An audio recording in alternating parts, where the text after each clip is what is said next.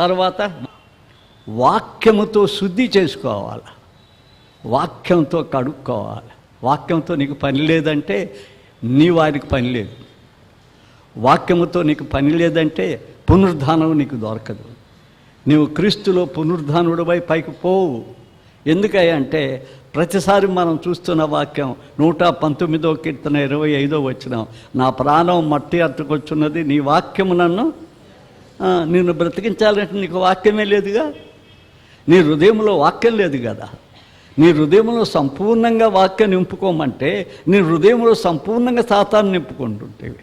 నీ హృదయంలో వాక్యాన్ని నింపుకోమంటే సాతాను యొక్క బోధ అంతా, సాతాను యొక్క జ్ఞానమంతా, సాకాంతి యొక్క తొంటతనం అంతా, సాతాను యొక్క దుర్యోనంగా చేసేదంతా నీ హృదయము నా హృదయము నిండితే పరలోకానికి చేరలేమని లెంట్ డేస్లో ఉపవాసాలు ఏం చేయాలి అంటే వాక్యముతో శుద్ధి చేసుకోవటం.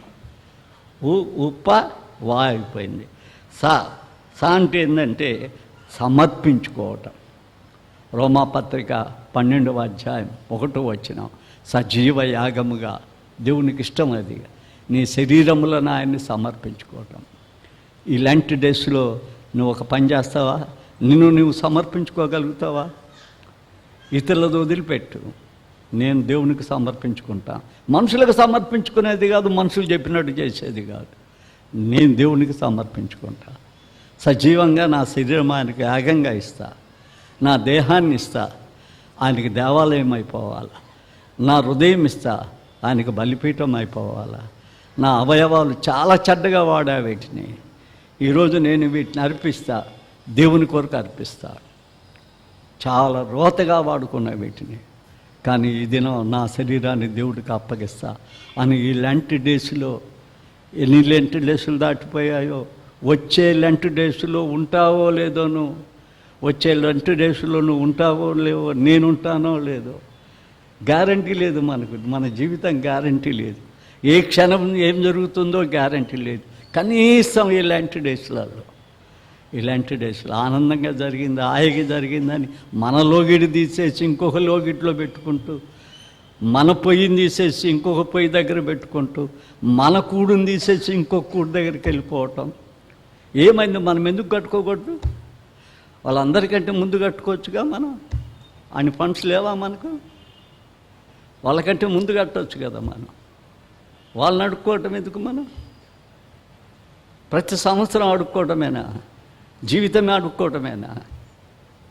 దేవుడిచ్చినవి పోగొట్టుకుని, దేవుడిచ్చినవి చెడగొట్టుకుని, దేవుడిచ్చినవి అనుభవించక, దేవుడిచ్చినవి దూరం అక్కడ కష్టపడవలసి వస్తుంది అని మనది కాని దానిలో మనం పోవటం, అక్కడ దహన బలి అయిపోవటం, అక్కడ దేవునికి ప్రార్థన చేయబోవటం, అక్కడ దేవుణ్ణి సంధించటం, మన లోగిట లేకుండా. మన లోగిట ఒక పెద్ద కుటుంబం ఉంది. అంత పెద్ద కుటుంబం ఉంది మనకు దేవుడు ఇచ్చాడు. ఇంత పెద్ద కుటుంబం ఇచ్చాడు మనకు. ఇది మన లోగిట. చాలామంది భర్తలు ఆయన లోగిట లేని వారికి ఇది అర్థం కాదు. భర్తలు లోగిట ఉన్నప్పుడు ఇది అర్థం చేసుకుంటాం మనం. ఆయన లోగిట ఉండాలి అని దేవుని వాక్యం మనకు చెప్తూ ఉంది కదా. ఆఖరికి వా సా ము అంటే ముక్తి అన్నాను. అంటే ఏంది? పరలోకం, ముక్తి చెందటం. అది హిందూ పదం కాదు. ఈ భూలోకములో నుంచి మానవుడు ముక్తికి పోవటం, మోక్షానికి పోవటం. ఇంకా దానికి ఏ పదమైనా పెట్టవచ్చు. ఆ పదాన్ని నీవు ఈ లెంట్ డేస్లో తీర్మానించుకోవాలా. చూసారా, అపోస్తులైన పౌలు తీర్మానించుకున్నాడు. నా మటుకైతే బ్రతుకుట క్రీస్తు, చావైతే నాకు లాభం తీర్మానించుకున్నాడు. దావీదు తీర్మానించుకున్నాడు. ప్రతిసారి దావీదు ఒకటి చెప్తా, నా ప్రాణం అది కాదు.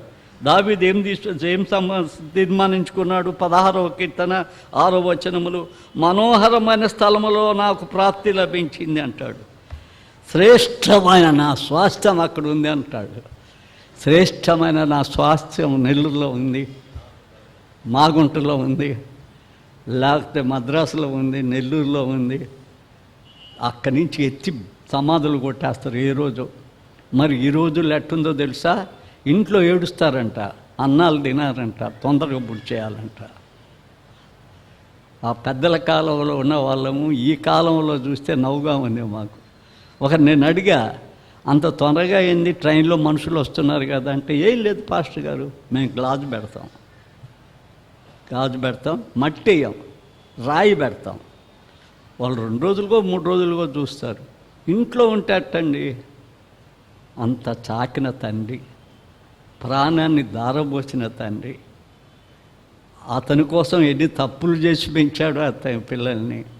వాళ్ళు ఏమంటారంటే సాయంత్రం లోపల అయిపోవాలంటున్నారు, సాయంకాలం లోపల అయిపోవాలి. కాకపోతే బండ పెడతాం, లేకపోతే గాజు పెట్టి బండ పెడతాం కదా. ఇదా నువ్వు కోరుకొని చేసే జీవితం పిల్లల కోసం, వాళ్ళ కోసం? నీకు మనోహరమైన స్థలాలు అవసరం లేదా? నీకు శ్రేష్టమైన భాగ్యం కోసం ఇక్కడ శ్రమ పడటం నీకు ఇష్టం లేదా? ఎన్ని కష్టాలు పడ్డాడు, ఎన్నిసార్లు సౌలు చేతి చర్మం పడి అరణ్యాల్లో ఉన్నాడు, ఎన్నిసార్లు తన జీవితం అరణ్యవాసములో దేవుని గురించి అద్భుతమైన కీర్తనలు రాయగలిగాడు, ఎన్నిసార్లు ఆయన జీవితం కన్నీళ్లు గాశాయి, ఎన్నిసార్లు పౌలు జీవితం ఏడ్చాయి, ఎన్నిసార్లు ప్రయాణం చేసి ఆయన సువార్తలు ప్రకటించాడు. సౌఖ్యంగా, నెమ్మదిగా, ఎవరి కొంపైనా పర్వాలేదు, ఆడ నీట్గా ఆనందంగా ఉండాలని ఆశిస్తున్నాం. కానీ శ్రమ పడటానికి మన జీవితం సిద్ధంగా లేకపోయినాయి. ఆయన సిద్ధపడ్డాడు కానీ మనం సిద్ధంగా లేము కదా. శ్రమ పడటానికి, కష్టపడటానికి మనం సిద్ధంగా లేము కదా. కష్టపడాలా, శ్రమ పడాలా, ఒక్కొక్కసారి మనకు శ్రమ పడాలా, కష్టపడాలా. హైదరాబాద్ ఉన్న ఆ 2 దినాలు నా జీవితం ఎట్లుందంటే, కొంచెం బాగలేకపోయినా పిలిచిన దగ్గరల్లా రాత్రి 11:30 వరకు ఉండవలసి వచ్చింది, ఉదయకాలం ఉండవలసి వచ్చింది, మధ్యాహ్నం ఉండవలసి వచ్చింది, పగలు మళ్ళా కారు వేసుకొని రావాల్సి వచ్చింది. చనిపోయిన పర్వాలేదు, దేవుని పనిలో చనిపోయినా చాలా ఆనందదాయకం. అది ఆశీర్వాదదాయకం. అతసాక్షులలో చేరబడే జీవితం అది. కాబట్టి అట్లాంటి జీవితాలు వడుక్కొని స్వల్పమైన సుఖం కోసం, స్వల్పమైన సుఖభోగముల కోసం జీవితాన్ని పాడు చేసుకోవటం అనేది అంత మంచి పద్ధతి కాదు అనేది మనం తెలుసుకోవాల్సిన వారమై ఉన్నాం. ఈ 3 దినాలలో, ఈ 40 దినాలలో మన జీవితంలో జరగవలసిన ఆత్మీయ ప్రక్రియ ఒకసారి ధ్యానం చేద్దాం. ఒక 3 విషయాలు గుర్తు చేసుకొని ముగిద్దాం. ఆత్మీయంగా మనం దేవుని వాక్యములో సంపూర్ణంగా మన హృదయంలో నింపుకుందాం. ఈ యొక్క లెంట్ డేస్లో ఆయన వాక్యాన్ని సంపూర్ణంగా మన హృదయంలో నింపుకుందాం. దేవుని వాక్యాన్ని ప్రకటిద్దాం. దేవుని వాక్యం అనే ఖడ్గాన్ని తీసుకుందాం. ఇంకా మంచి ఏది తీసుకోవద్దు మనం. బైబిల్లో ఒక మాట చూడండి. బైబిల్లో ఎఫెసీ పత్రిక 6వ అధ్యాయానికి రండి. 6వ అధ్యాయంలో చక్కని మాట అంటాడు చూడండి 12లో. ఎలా అనగా, మనం పోరాడున్నది శరీరులతో కాదు కానీ ప్రధానులతో, అధికారులతో. మనలో ఉన్న అధికారులు కూడా దారి తప్పిస్తారు. అధికారులతోనూ, ప్రస్తుత అంధకార సంబంధమైన లోకనాథులతోనూ, ఆకాశ మండలమందున్న దురాత్మల సమూహముతో పోరాడుచున్నాం. అందుకని ఏమంటాడు 17వ వచనములో, మరియు రక్షణ అనే శిరస్త్రానమును, దేవుని అనే వాక్యమనే ఖడ్గం. అది మన మూల్గులను, చెప్పేవాడికి కానీ వినేవాడికి కానీ మూల్గులను, మన మనస్సును, వీటన్నిటిని కూడా ఛేదిస్తుంది. వాక్యం అనే కత్తిని నీ లోపలికి రాని. ఈ యొక్క లెంట్ డేస్లో ఎవరిని కొయ్యొద్దు, నీ లోపలికి రాని. ఆ సౌఖ్యం, ఆ సంతోషం, ఈ భూలోక సంతోషం, ఈ లోక సంబంధమైన ఆనందం కోసం అరువులు జార్చటం, ఇవన్నీ ఒకసారి మన లోపలికి ఆ కత్తిని దించుదాం. ఆయన మనకు వాక్యం అనే కత్తి ఇచ్చాడు. ఆ కత్తితో మనం కోసుకుందాం. ఆ కత్తితో మన మనస్సును, మన చేష్టాలను మనం కలుసుకుంటే ఆయనతో పాటు శిబిరం దాటి వెళ్ళిపోగలం. ఆయన శ్రమ పడినట్లు మనం శిబిరంలో శ్రమ పడటానికి మన జీవితాన్ని త్యాగం చేసుకోగలుగుతాం. వాక్యం మనలో లేదు. వాక్యం చెప్తున్నాం కానీ వాక్యం మనలోకి రావటం లేదు. ఆ చెప్పేదానిలో కూడా ఏముందా అంటే చూడండి, తిమోతి పత్రిక తీస్తారు ఒకసారి. 2 తిమోతి 4:1-4. దేవుని ఎదుటను, సజీవులను, మృతులకును తీర్పు తీర్చు క్రీస్తు ఎదుట ఆయన ప్రత్యక్షము తోడని, ఆయన రాజ్యము తోడని నేను ఆనబెట్టిన చెప్పినదేమనగా, వాక్యమును ఎక్కడ? గుళ్ళోనేనా? ఏమంది? ఒక్క మనిషి మనకు బయట దొరికితే ఎంత సంతోషం. ఈ లెంట్ డేస్లో 40 రోజుల్లో ఒక్క ఆత్మను సంపాదించండి, 2 ఆత్మలు సంపాదించండి, ఒకే ఆత్మను కష్టపడి సంపాదించండి. దేవునికి ఎంతగా సంతోషిస్తాడు. పరలోకంలో గొప్ప సంతోషం కలుగుతుందట. ఒక ఆత్మ దేవుని దగ్గరికి వస్తే పరలోకంలో అత్యధికమైన సంతోషం కలుగుతుందంట. వాక్యాన్ని ప్రకటించండి. ప్రకటించిన వారికి ప్రకటించడం కాదు. బయటకు ఎంత బోల్తా నేను బడుగు పోయే కారణం ఏంది? ప్రకటించే వారికి ప్రకటించాలని కాదు, ఎంతోమందికి ప్రకటించడానికి. 300 పల్లెలు ప్రకటించారు నెల్లూరులో. మేము తెలుసా? పాపం పార్వతమ్మ గారు ఎక్కడున్నారో, సమీర్ బాబు వాళ్ళ ఇంట్లో 10,000 రూపాయల కరపత్రాలు ఎప్పుడు స్టాక్ ఉండేవి. వ్యాన్ ఉండేది. ఎవరు డబ్బులు ఇచ్చేది కాదు. మా ఫారిన్ ఫండ్లు ఉన్నాయని ఎంతో ఎన్ని నూళ్ళు పడేసుకున్నాయో, ఒక్క పైసా లేదు. నాకు రిజిస్ట్రేషన్ అస్సలు ఉండదు. నేను ఫారిన్ దొంగని కాదు, రిచ్ బెగ్గర్ని కాదు. మేము వేసుకొని డాక్టర్ సుందర్, 2వ పాస్టర్ గారు అన్ననో తమ్ముడు రెవెన్యూలో పనిచేస్తాడు. మేమందరం ఒక సంఘాలతో సంబంధం లేకుండా వ్యాన్ వేసుకొని ప్రతి ఇంటికి, ప్రతి మూలన ప్రతి స్త్రీని కలిశారు. ఆడవాళ్ళు ప్రతి స్త్రీని కలిసి సువార్త చెబుతూ ఒక 300 గ్రామాలు, ప్రతి మండలంలో మెడికల్ క్యాంప్. దొరసానమ్మ గారు కూడా ఉన్నారు, ఇప్పుడు మన మధ్య కూడా ఉన్నారు. మెడికల్ క్యాంప్ వాళ్ళు. మళ్ళా రాత్రికి అక్కడే రివైవల్ మీటింగ్స్. ఆ డబ్బు ఎవరి కాదు, మేము వేసుకున్న డబ్బులతో సువార్త ప్రకటించాలి. గుళ్ళో వచ్చిన వాళ్ళకి 10 మంది వస్తే 20 మంది అయితే వాళ్ళకి ప్రకటిస్తా కూర్చుంటాం కాదు, మనం వెళ్ళి ప్రకటించాలి. సర్వలోకమునికి వెళ్ళి సర్వ సృష్టికి సువార్తను ప్రకటించమనే నినాదం సంఘం ఈరోజు మర్చిపోయి ఆ డబ్బా మూసేస్తుంది. ఆ సువార్త ప్రకటన మూసేస్తున్నారు. సువార్తన ప్రకటన అంతా మూసేయబడుతుంది. ఒక్కొక్కటి ఎన్ని మూసేస్తారు? సువార్త ప్రకటన అంతా మూసేస్తుంది.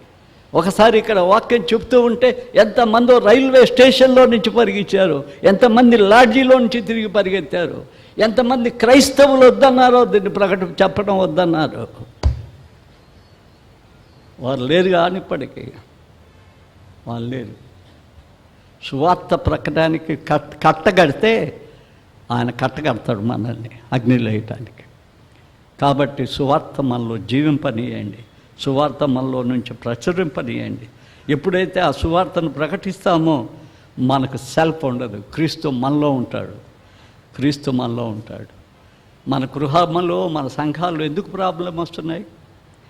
If self is the centre of your life, you are a problem. నువ్వే సంఘానికి ప్రాబ్లం, ఇంటికి ప్రాబ్లం, దేవుడికి ప్రాబ్లం. నీ వల్ల ప్రాబ్లం అసలు ప్రాబ్లమెటిక్ అయిపోయావు అన్నమాట. But it is Christ is the centre of your life, you are a person. నువ్వు వ్యక్తివి, మనిషివి. ఆ ప్రాబ్లాలు సృష్టిస్తే ఎట్లా? దేవునికి విరోధంగా, దేవునికి విరోధమైన ప్రాబ్లం, దేవుని కేంద్రం కానివి, దేవుని యొక్క శక్తి లేనివి, దేవుని యొక్క బలం లేనివి, దేవుని చిత్తం కానివి. రెండవది ప్రార్థన అనేది ఏంటంటే చేంజెస్ థింగ్స్. ప్రార్థన మన యొక్క సంగతుల్ని చేంజ్ చేస్తాయి, నూతన పరుస్తాయి. ప్రార్థన అనగానే అర్థం ఏంటో తెలుసా? మన ఇంటి కప్పు ప్రార్థన. మన ఇంటి కప్పు తీసుకుపోయి ఇంకొక ఇంటికి వేయటం కాదు, అది మన ఇంటి కప్పు ప్రార్థన. ఇంకొక ఇంటికి వేయటం పనిలే, అది మన ఇంటి కప్పు ప్రార్థన. మన సంఘస్థులది, మన సండే స్కూల్ది, మన యూత్ది, మన ఇంటి కప్పు అది ప్రార్థన అంటే ఇంకా ఏంటో తెలుసా? ప్రార్థన అంటే ఒక ఆయుధం, సాతాను తంత్రులను పురిచే ఆయుధం. ప్రార్థన అనగానే అదృశ్యమైనది దృశ్యంగా తీసుకొని రాగలదు ప్రార్థన. మనకు అదృశ్యమైంది.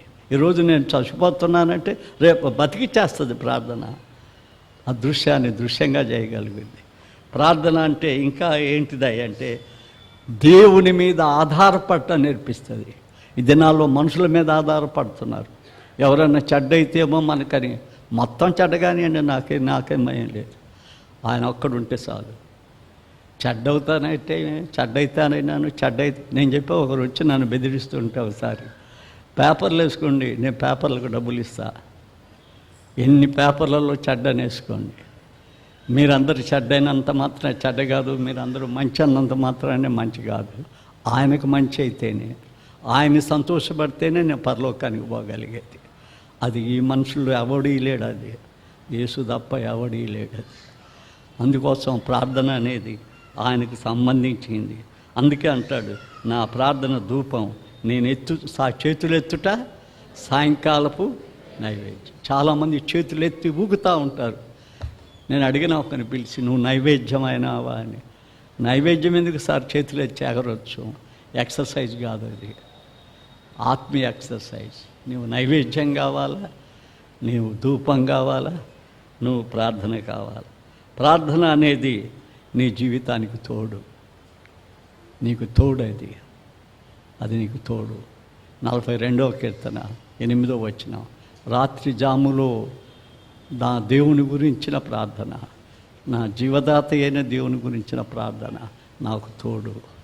రాత్రి నా జీవితంలో చీకటి వచ్చినప్పుడు, రాత్రి అని కాదు, నా జీవితంలో శోధనలు వచ్చినప్పుడు, నా జీవితంలో అనుకున్న గడియలు పాపము నా జీవితం వెంటాడుతూ ఉన్నప్పుడు, శోధన నిలయంగా నా జీవితం మారిపోయినప్పుడు, ఎక్కడ చూసినా చీకటే నా జీవితంలో ఆవరించినప్పుడు నేను ప్రార్థిస్తే ఆ ప్రార్థన నాకేమవుద్ది? తోడుగా నిలబడుతుంది. నా అంధకారంలో, నా రాత్రి జాములో, నా జీవితం యొక్క రాత్రి గడియల్లో ప్రార్థన నాకు తోడు. కాబట్టి ఈ యొక్క లెంట్ డేస్ ప్రార్థనలు మీ జీవితాంతం మీకు తోడుగా ఉంచుకోవడానికి ప్రయత్నం చేయండి.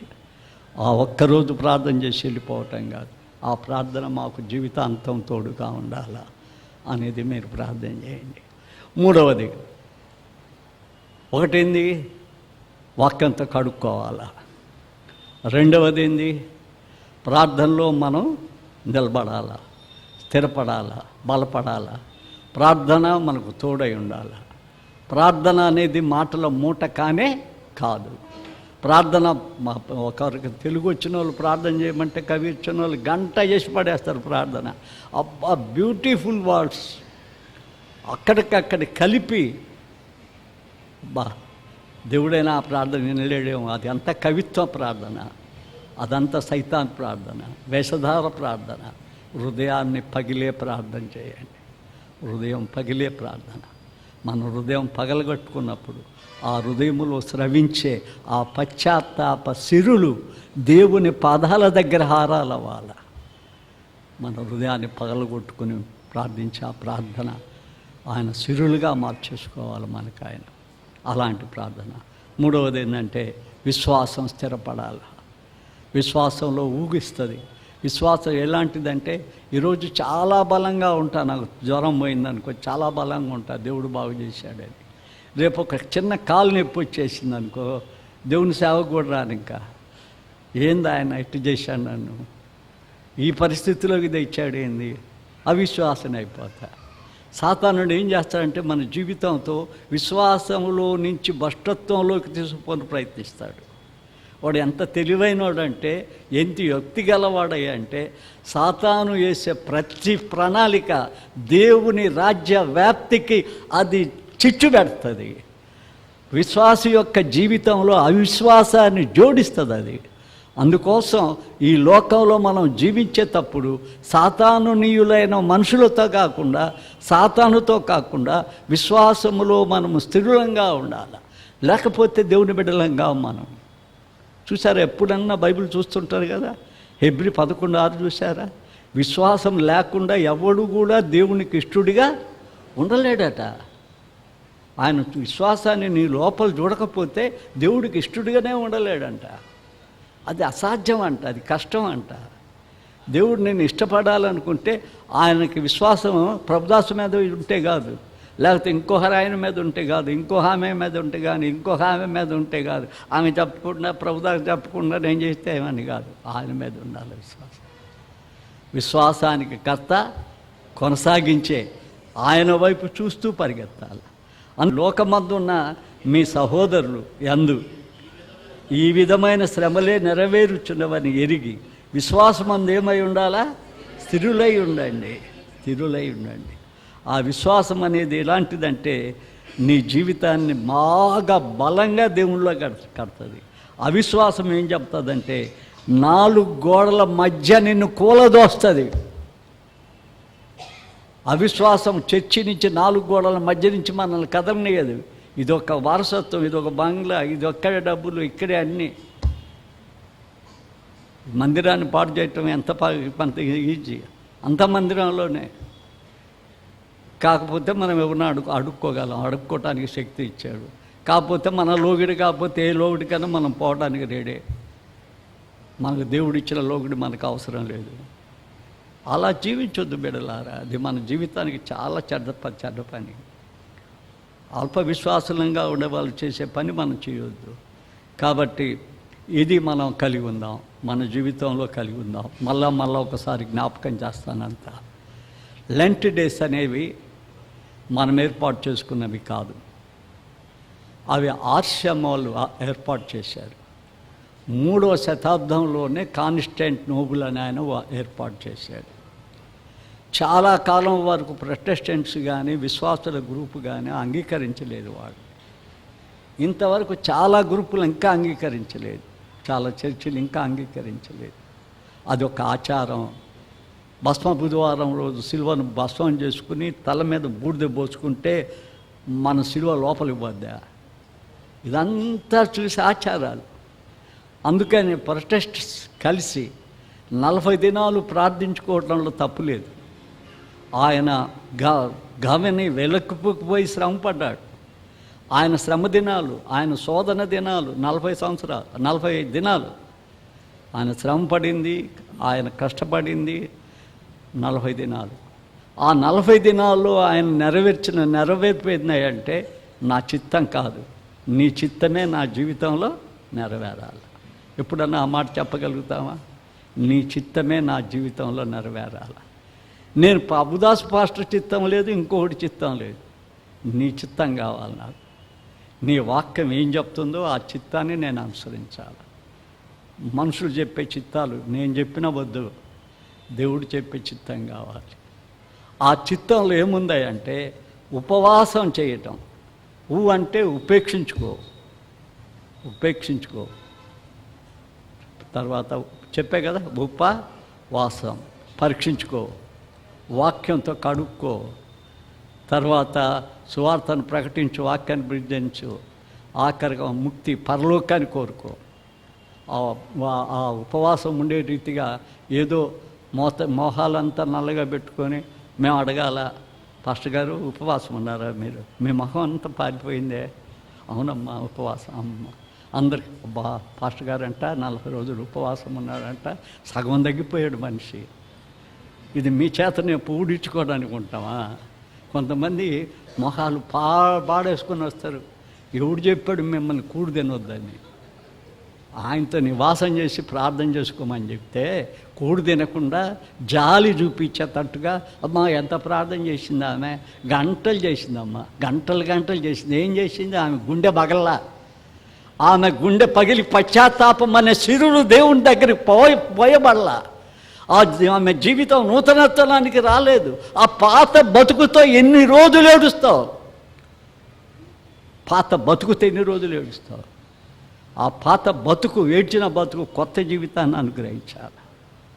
ఆ పాత బతుకు కొత్త దానికి రావాలి. అది లెంట్. చిగురించాలా, నువ్వు చిగురించాలా లెంట్లో.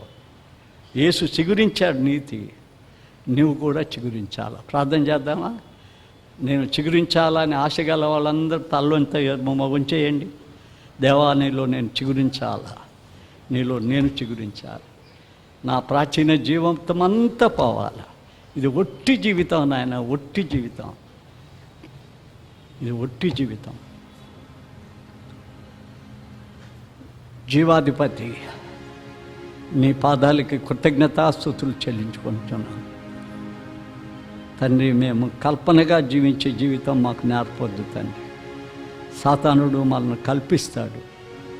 ప్రార్థన వాక్యం అమోఘం అనిపిస్తాడు. కానీ నీ చిత్త ప్రకారంగా మేము జీవించడం మాకు నేర్పించండి. మమ్మల్ని నలగొట్టండి తండ్రి. మా కన్నీరు, మా ఆత్మీయ కన్నీరు మా హృదయాన్ని కడగగలుగుతండి. మా హృదయం కడగబడాల. మా హృదయం పగలగొట్టబడి ఈ లెంట్ డేస్లో నీ పాదాల దగ్గర ప్రోక్షించబడాలి. అలాంటి జీవితం మాకు కావాలి. అలాంటి లెంట్ డేస్లో మాకు కావాలి. అవి ఆచారంగా ఉండకూడదు, ఆత్మీయంగా ఉండగలిగేటట్టు మా జీవిత అంతరంగాన్ని మార్చగలుగుతట్టు సహాయం చేయమని. చేరిన ప్రతి బిడ్డ ఏ ఒక్కరూ తప్పిపోకూడదు నాయన. మేమందరం భూలోకంలో నుండే పరలోక పౌరులం కావాలి. ఒకవేళ ఆ పరలోక పౌరులం కావటానికి ఇంకా ఏదైనా ఆటంకం ఉంటే ఆ ఆటంకం ఈ లంచ్ డేస్లో మేమందరం కలిసి దేవునితో పోరాడి ప్రార్థించి కన్నీళ్లు విడిచి బతిమిలాడి మా జీవితాలను ఒక నూతనత్వంలో తెచ్చుకునే భాగ్యం మాకు దయచేయమని, మా బిడ్డలు ఎవరూ తప్పిపోకుండా నీ కోసం నిలబెట్టమని క్రీస్తు పేర వేడుకుంటున్నాము తండ్రి. ఆమేన్.